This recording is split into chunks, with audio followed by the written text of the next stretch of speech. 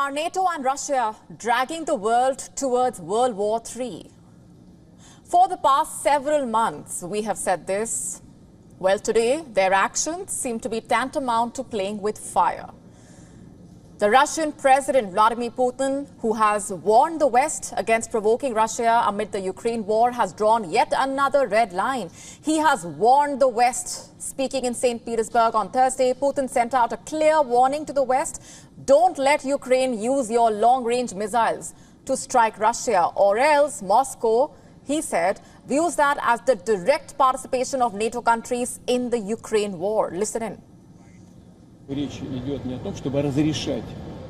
If this decision is made, it will mean nothing less than the direct participation of NATO countries, the United States and European countries in the war in Ukraine. This is their direct participation, and this, of course, significantly changes the very essence, the very nature of the conflict.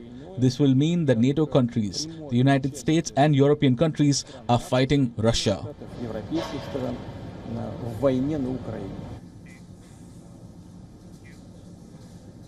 Now, Putin's statement comes as the US and the UK discuss allowing Ukraine to fire Western weapons into Russia.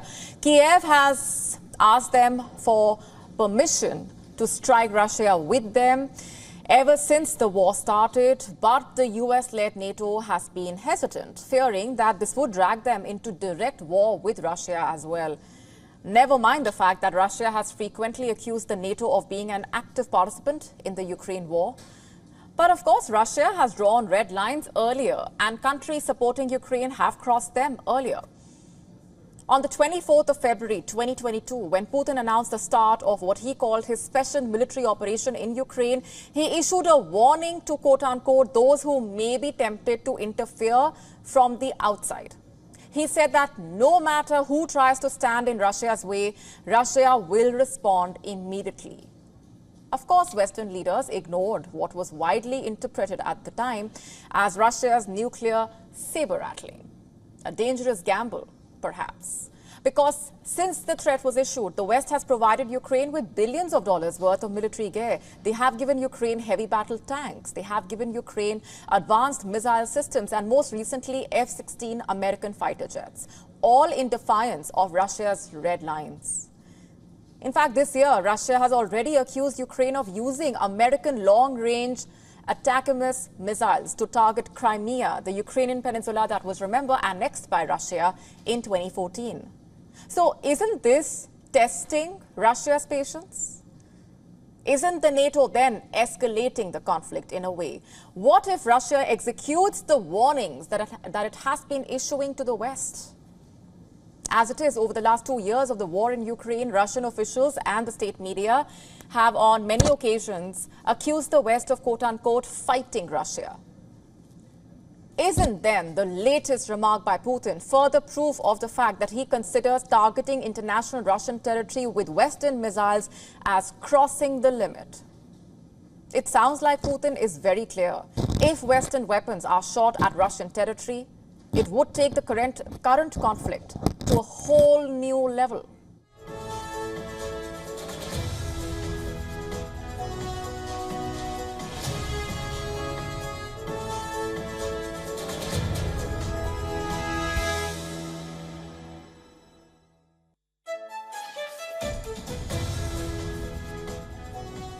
Of course, what he did not say is how Russia would respond to this potential escalation. Will it respond by pressing the nuclear button? After all, the Russians have warned of nuclear provocation, and Western media reports routinely talk about the threat of nuclear escalation. Could Putin's potential response take that turn is the question. In June this year, he did offer some clues during a meeting with the heads of international news agencies. Putin was asked, how would Russia react if Ukraine was allowed to hit targets on Russian territory with Western weapons?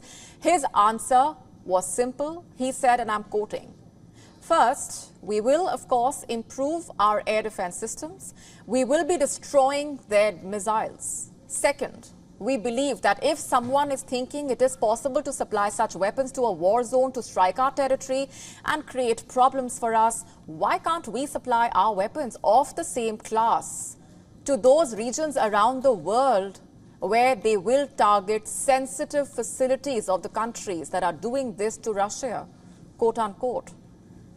In other words, Putin suggested arming the enemies of the West with weapons that can be used to strike Western targets abroad.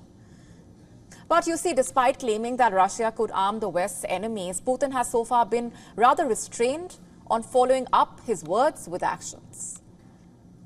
And then Ukraine's surprise incursion into Russia's Kursk happened last month. Russia set back in Kursk, and the counteroffensive it has launched this week led to fears that Putin could be forced to escalate the war elsewhere and by more extreme means. What if the Ukraine war spills out to the rest of Europe? NATO countries in the Baltics already fear that a war could break out there. And what's more, earlier this month, Russia's Deputy Foreign Minister, Sergei Ryabkov, also said that Russia will revise its nuclear doctrine.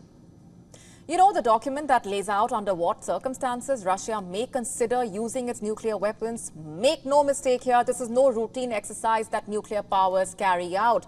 It is directly linked to the war in Ukraine.